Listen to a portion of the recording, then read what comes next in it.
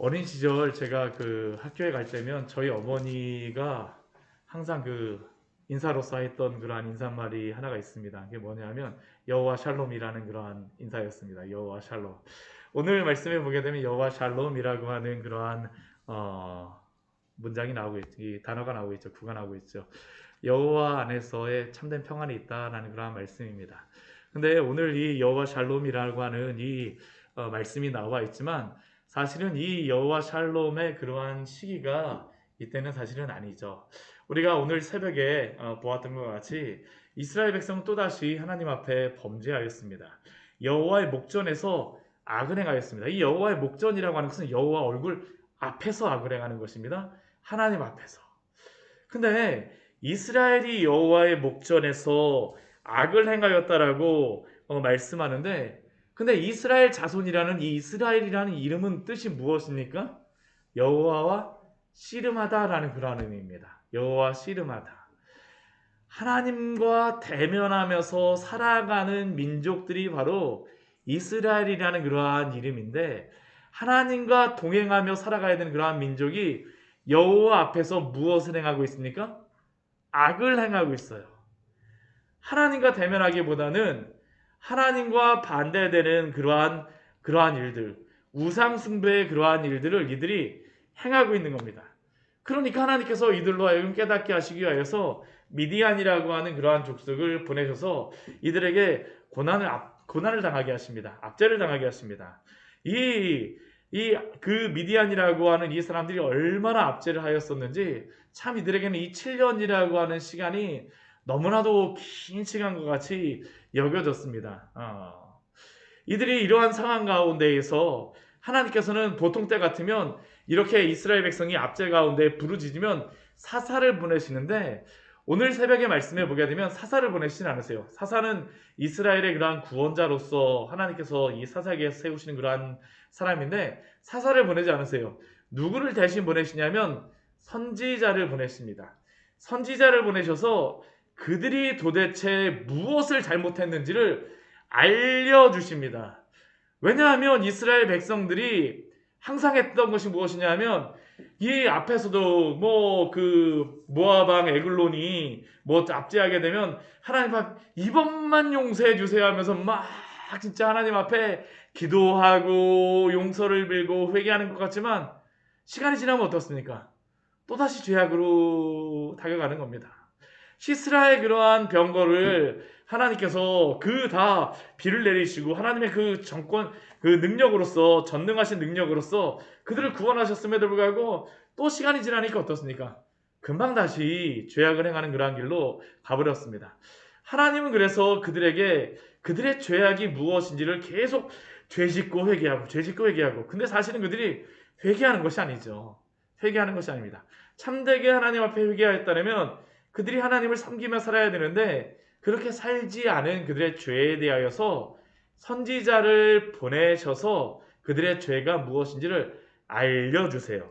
그들의 죄가 무엇이었습니까? 우리 앞에 말씀을 보게 되면 하나님께서 그들을 애굽에서 구원하여 주시고, 또한 가나안 땅을 주시고, 하나님이 그들에게 그 땅 가운데에서 하나님을 섬기며 살게 하시려고 그들에게 그 은혜를 허락하여 주셨는데, 그들은 어떻게 했냐면 하나님의 목소리를 듣지 아니하였습니다. 우리 성경에 보게 되면 이것을 단순히 듣지 아니하였다라는 것이 아니라, 우리 잠언 말씀 같은 데에서는 청종이라고 하는 그러한 단어를 씁니다. 청종. 이 청종이라는 단어가 듣고 순종하다는 그런 의미인데, 이스라엘 백성은 잘 들었을지는 모르지만 실제로 그들은 하나님의 말씀을 순종하지 아니하였습니다. 그리고 이것은 여호와 하나님과 동행하며 사는 것이 아니라는 것입니다. 너희가 내 말을 듣지 않았다, 나와 동행하며 살지 않았다라는 것이 바로 하나님이 그들에게 알려줬던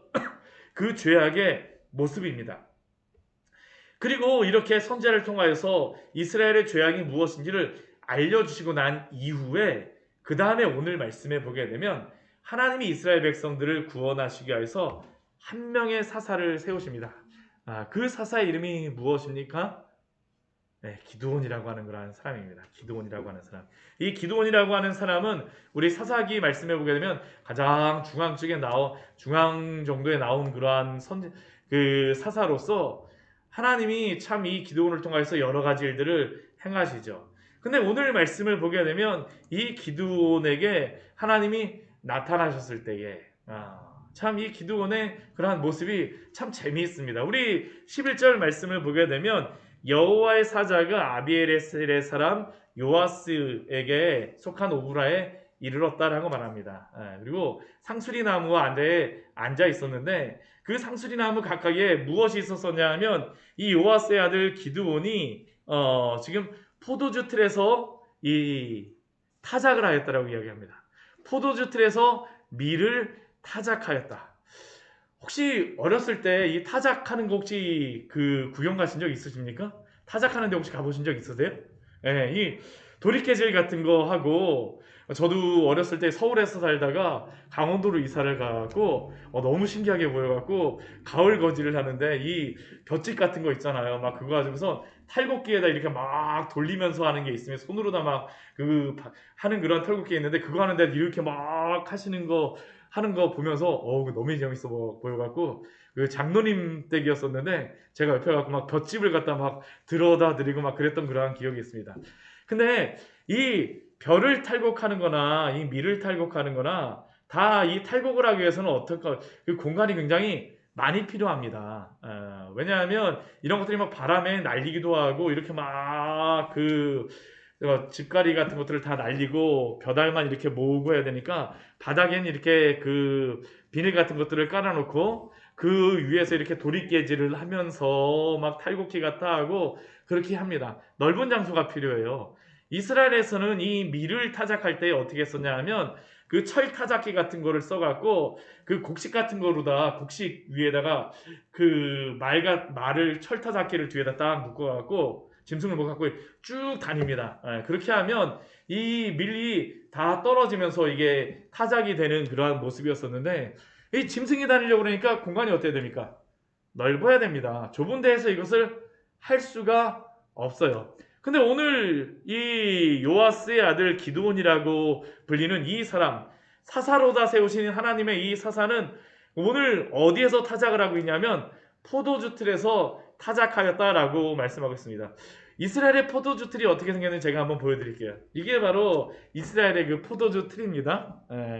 여기 앞에 보게 되면 여기가 포도를 이 안에다 넣는 겁니다. 요 홀 같은 데다가 뭐 그렇게 넓지는 않습니다. 그런 데다가 넣어놓고 나서 요 밑에 보면 이렇게 흘러내려오는 거 보이죠? 이렇게 이게 지금 포도가 흘러내려오는 겁니다. 포도즙이 이게 들어가갖고 막 발로다 막 밟게 되면 이 포도주가 여기서 쭉 흘러내려와요. 그래갖고 여기 밑에 모이는 겁니다. 모이게 되면 이거를 퍼갖고 포도주 이렇게 통 같은데 이렇게 병 같은 데다 넣는 게 바로 이 포도주를 짜는 방법입니다. 짜는 방법이에요. 근데 오늘 여기에 보게 되면 이건 넓지가 않습니다. 공간이 굉장히 좁아요. 여기에서 밀을 타작한다는 것은 가능할까요? 사실은 가능하지가 않습니다. 저희 이 말씀 보면서 기드온이 어떻게 타작을 했을까? 이 밀 하나씩 이렇게 막 떼면서 했는지 뭐 이렇게 했는지 많은 공간을 차지하지 못하고 대량으로 하지 못하고 겨우 자기 먹을 만큼만 겨우겨우 타작을 하는 게 바로 이 기드온의 모습이죠.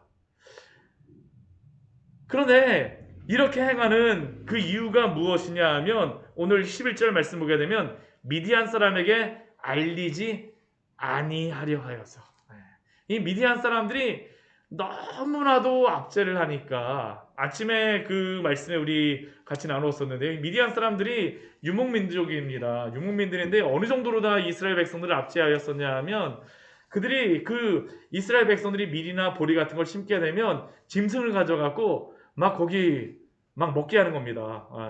그러니까 이 밀이나 그러한 것들이 자라지도 못합니다. 제대로 자라지도 못해요. 근데 곡식이라도 조금만 있으면 어떻게 하는 겁니까? 또 뺏어가는 것이죠. 그러니까 지금 이 기드온이라고 하는 사람이 그 조금 있는 그 밀을 빼앗기지 않기 위해서 몰래 지금 포도주 틀에서 지금 타작하고 있는 겁니다. 어떻습니까? 이 사람의 그러한 모습이 굉장히 용맹한 그러한 사람처럼 보이나요? 근데 오늘 이렇게 그 기드온 앞에 나타난 여호와의 사자가 이 기드온을 부르는 명칭이 있습니다. 무엇이라고 부릅니까? 큰 용사요.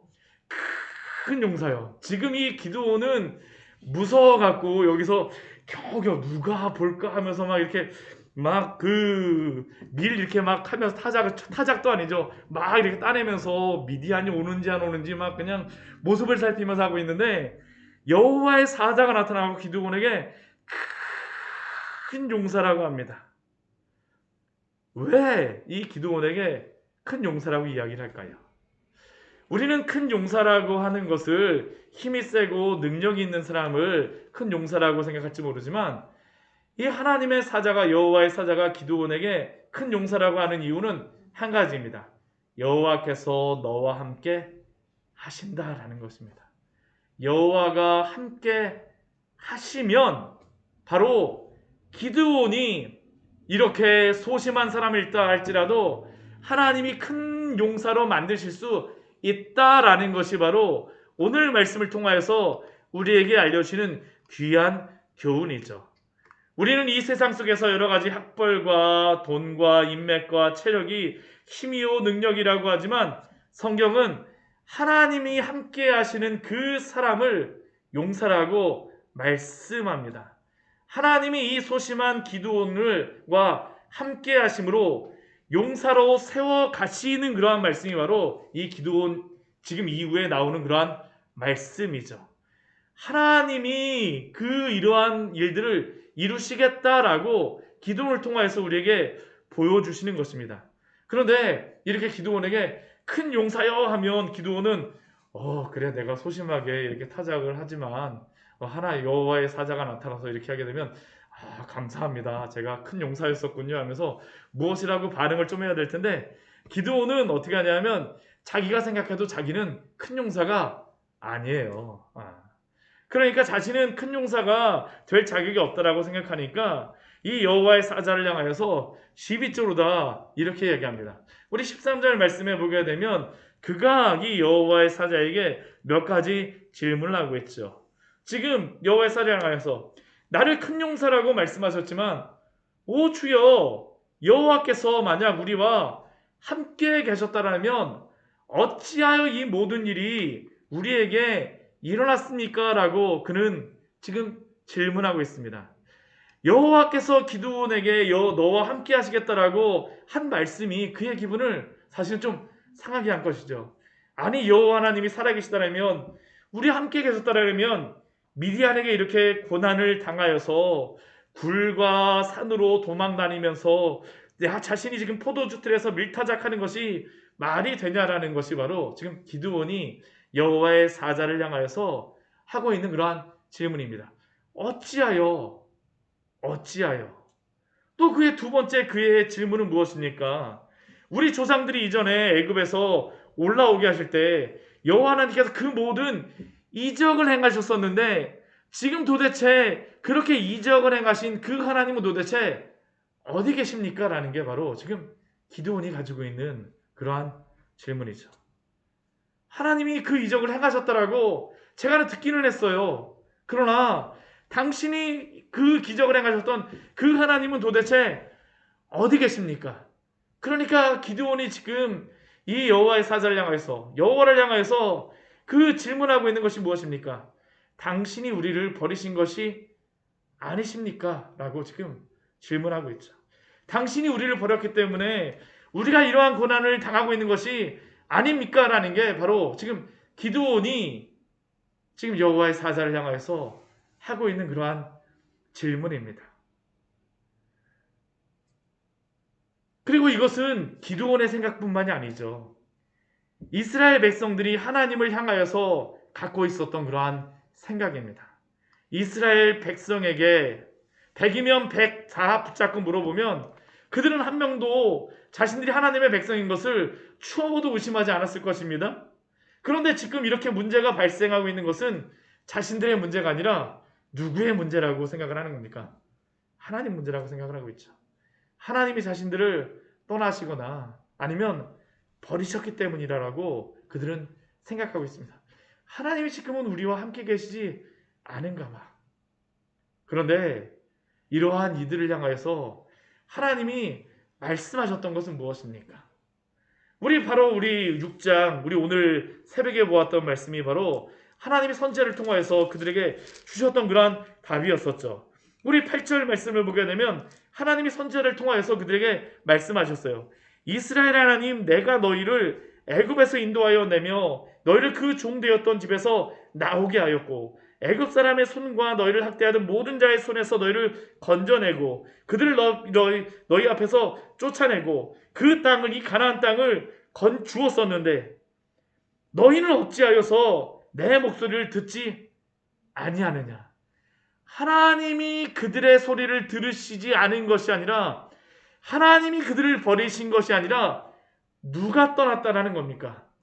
이스라엘 백성들이 하나님의 소리를 듣지 않고 하나님을 떠났다라는 것이 바로 하나님이 이들을 향하여서 말씀하셨던 것입니다.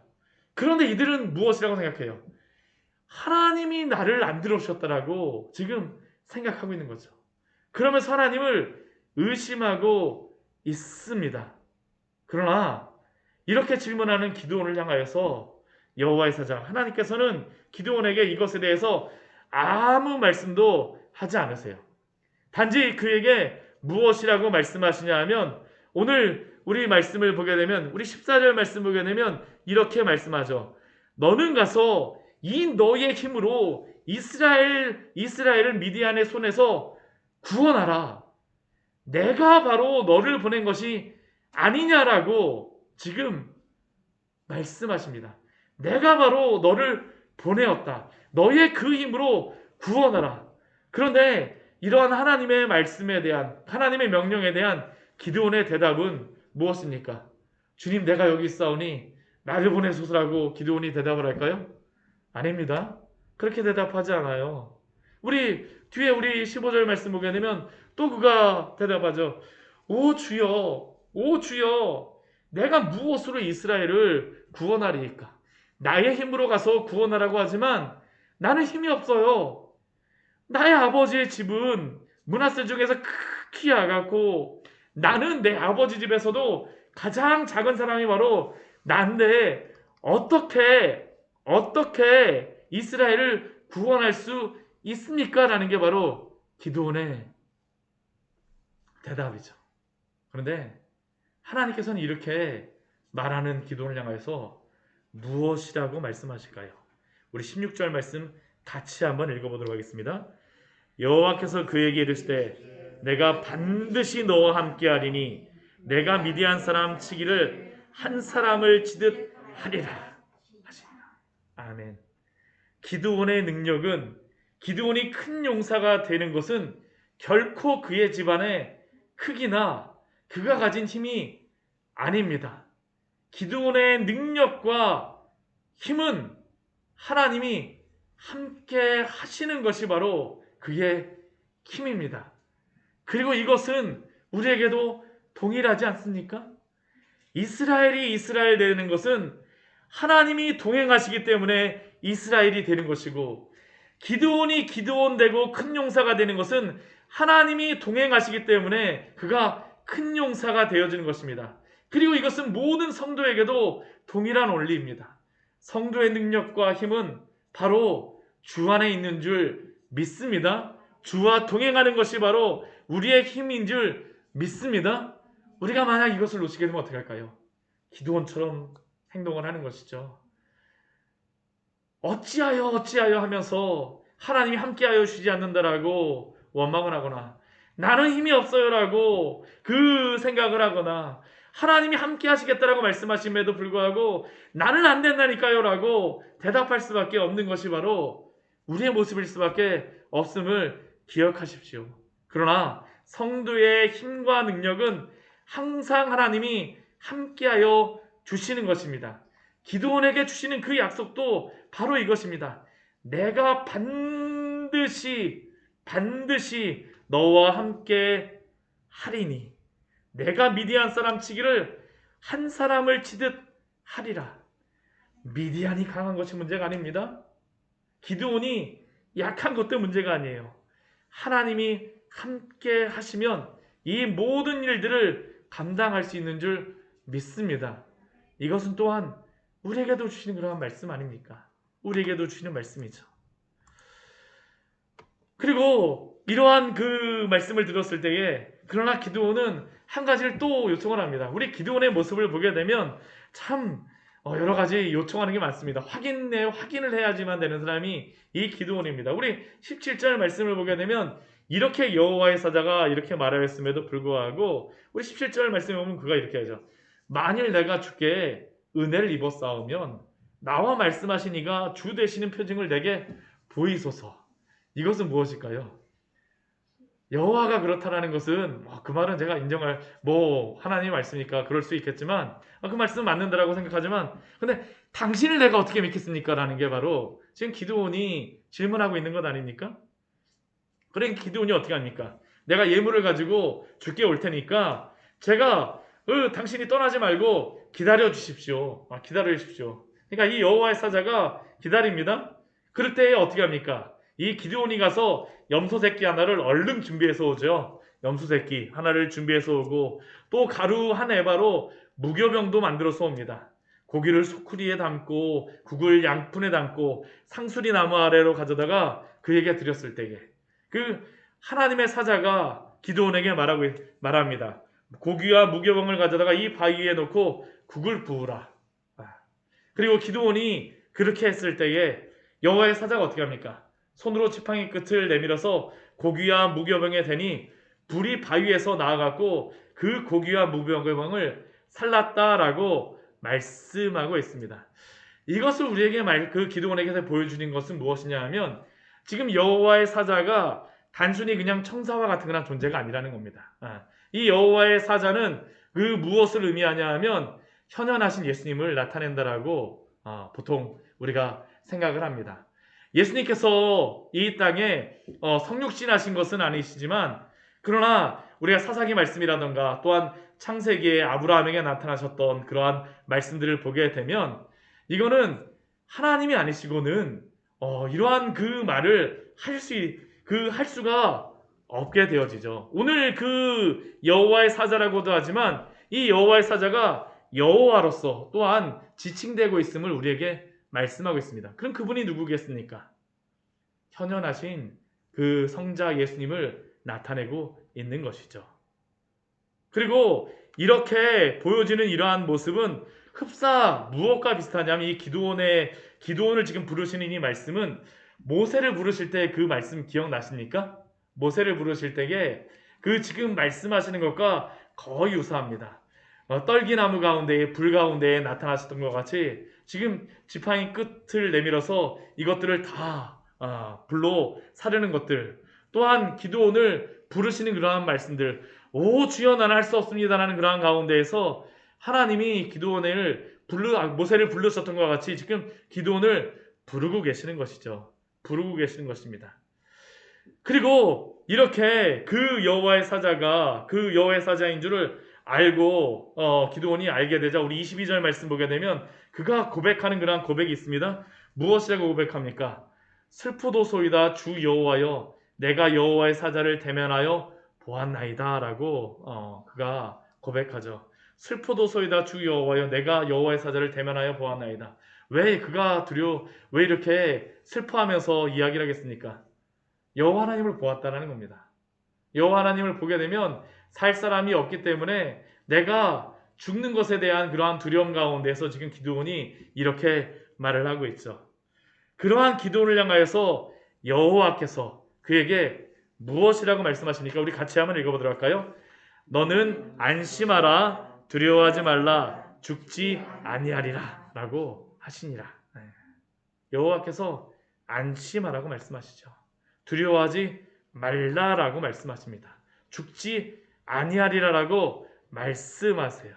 그리고 그 안심하고 두려워하지 말고 죽지 아니하리라는 이 말씀을 듣고 나서 기드온이 거기에 제단을 쌓고 나서 그 제단의 이름을 무엇이라고 이름합니까? 여호와 샬롬이라고 하는 그러한 이름으로써 이 제단을 명하고 있습니다. 이름을 지었죠. 여호와 샬롬. 이 여호와 샬롬이라고 하는 것은 평안하다는 그러한 의미인데 이 샬롬이 어디에 사용되어져 있냐면 우리 안심하라라고 이 한 단어가 바로 이 샬롬입니다. 하나님께서 여호와 샬롬을 말씀하셨기에 내가 화평할 수 있구나라는 그러한 것을 그가 깨닫고 나서 지었던 이름이 바로 여호와 샬롬이라고 하는 그러한 제단의 이름입니다. 그렇다면 우리 오늘 말씀을 통하여서 우리가 우리에게 적용해야 될 그러한 은혜가 무엇이겠습니까? 첫 번째는 다른 어떤 것보다도 여호와 하나님과 동행하며 살라라는 그러한 말씀을 오늘 말씀 우리에게 지속적으로 말씀하고 있습니다. 우리가 사사기 6장 아니 사사기 전체를 보게 되면 굉장히 많이 반복되는 그러한 단어 중에 한 가지가 무엇이냐면 이스라엘이라고 하는 그러한 단어입니다. 이스라엘. 제가 그 설교를 준비하면서 사사기에 이스라엘이라고 하는 단어가 몇 번이나 쓰였나라는 것을 한번 찾아보니까 183번이 쓰여졌더라고요. 컴퓨터로 이렇게 딱 한번 제가 찍어보니까 183번 정도가 쓰였습니다. 근데 구약 성경 전체에서 한 어느 정도가 쓰였었냐면 2500번 정도가 쓰입니다. 적게 쓰인 건 아닙니다. 그런데 이 사사기라고 하는 그러한 분량이 구약 성경 전체로다 보게 되면 그렇게 많지를 않아요. 많지는 않습니다. 그런데 이 사사기 가운데에서 이스라엘이라고 하는 말을 계속 반복해야 하세요. 그리고 우리 6장 말씀에도 보게 되면 1절서부터 8절까지의 말씀을 보면 이스라엘, 이스라엘, 이스라엘이라고 하는 말씀을 계속적으로 반복하십니다. 왜 그럴까요? 아까도 말씀드렸었지만 이스라엘이라고 하는 이 이름은 하나님과 씨름하는 자, 대면하는 자라는 그러한 의미인데 그들이 그 이름과 같이 하나님과 대면하는 자라는 이름을 가졌지만 정작 그들은 가나안 땅에서 여호와 하나님과 대면하며 살지 않았습니다. 그렇게 하나님은 이스라엘 자손, 이스라엘이라고 부르시면서 그들의 죄에 대하여서 하나님과 대면하지 않고 동행하지 않는 그러한 그들을 향하여서 이스라엘 백성이라고 계속적으로 부르시는 것입니다. 부르시는 것입니다. 우리가 앞에서 보았던 것과 같이 그들이 여호와 앞에서 범죄하며 불순종함으로 하나님을 거부하며 떠났는데 오히려 그런데 오늘 말씀을 보게 되면 여호와가 기브온 앞에 나타나시자 기브온이 하나님을 향하여서 말하는 것이 무엇입니까? 우리가 이렇게 고난을 받고 어려움을 받는 것은 우리의 잘못이 아니라 하나님이 함께 계시지 않았기 때문이라고 그들은 계속적으로 기도는 오늘 하나님께 질문하죠. 왜 우리와 함께 계시지 않아서 이전 애굽에서 구원하실 때처럼 왜 이적을 행하시지 않으셔서 우리를 이 고난 가운데에 있게 하셨냐라는 것이 바로 이스라엘 백성들이 가지고 있는 원망과 불평입니다. 하나님이 살아계시다면 나의 인생 가운데에 도대체 이런 일이 있을 수가 있냐라고 그들은 원망을 하죠. 그런데 이렇게 원망하는 그들을 향하여서 또한 우리를 향하여서 하나님은 우리에게 질문하십니다. 우리는 하나님을 하나님답게 대접하고 그를 경외하며 그와 동행하기를 소원하셨습니까? 정작 우리는 하나님과 동행하며 살아가야 됨에도 불구하고 그렇게 하기 위하여서 우리는 얼마나 하나님의 말씀을 귀히 여기며 그 말씀을 따라 순종하였습니까? 우리가 출애굽기 말씀에서 보았던 것과 같이 하나님은 이스라엘 백성과 함께 하시기 위하여서 성막을 만들도록 하시고 십계명을 주시고 또한 거룩하게 살도록 그렇게 말씀하셨음에도 불구하고 그들은 하나님을 떠난 것과 같이 또한 우리에게도 하나님의 그 예수 그리스도의 그 복음을 듣게 하시고 하나님의 말씀을 알게 하셨음에도 불구하고 또한 마음껏 읽을 수 있는 그러한 성경과 예배하고 기도할 수 있는 이 기회를 주셨음에도 불구하고 우리는 하나님을 예배하며 살아가고 있습니까? 하나님 앞에서 우리는 얼마나 부지런하게 하나님과 동행하며 살아가기를 소원하고 계십니까? 하나님이 우리에게 주시고자 하는 최고의 축복이 무엇일까요? 우리가 성경 말씀을 보게 되면 우리는 다른 많은 것들을 축복을 얻기로 하지만 하나님이 우리에게 주시고자 하는 최고의 축복은 하나님과 동행하는 것입니다. 하나님은 기드온을 용사로 만들어 주겠다라고 약속하시지만 그가 용사가 되는 그러한 이유는, 그리고 그의 힘은 여호와와 함께하는 것으로부터 나오는 것입니다. 큰 용사여, 여호와께서 너와 함께 계시도다. 우리의 힘은 하나님과 함께하는 것임을 기억하십시오. 그리고 이것은 또한 모세에게 주셨던 그 말씀, 그 약속 아닙니까? 모세를 부르셨을 때에도 첫 번째 그에게 주셨던 그 약속이 무엇입니까? 내가 반드시 너와 함께 있으리라. 오늘 기드온에게 주셨던 약속과 동일합니다. 하나님과 동행하며 살아가는 것, 그것이 바로 우리의 힘이요 능력입니다. 용사가 되기를 먼저 구하지 마십시오. 하나님은 우리가 하나님과 동행하기를 원하십니다. 우리의 우선순위가 바뀌면 안 됩니다. 하나님과 동행할 때에 나머지 그러한 모든 것들을 하나님께서 우리에게 하나하나 허락하시며 누리게 하실 줄 믿습니다. 그리고 두 번째로 우리를 하나님과 화목해 하시는 분이 바로 예수님임을 기억하십시오. 오늘 기드온이 만나는 여호와의 사자는 현현하신 성자 예수님으로 우리가 생각을 합니다. 왜냐하면 이 여호와의 사자를 향하여 기드온이 여호와라고 지금 부르며 또한 오늘 말씀에서도 여호와라고 말하고 있기 때문이죠. 그리고 이 여호와의 사자와 만난 그 장소, 제단을 쌓은 그러한 장소를 여호와 샬롬이라고 말씀하고 있습니다. 오직 예수님을 믿어야지만 하나님과 샬롬이 있을 수 있음을 우리에게 나타내는 것이죠. 알려주는 것입니다. 이러한 질문을 가진 분들이 계세요. 아니, 오직 예수님을 믿어야지만 구원을 받는다라고 하는데 구약의 그러한 성도들도 예수님을 믿어서 구원을 받나요? 라고 하는 그러한 질문을 가지시는 그러한 분들이 계십니다.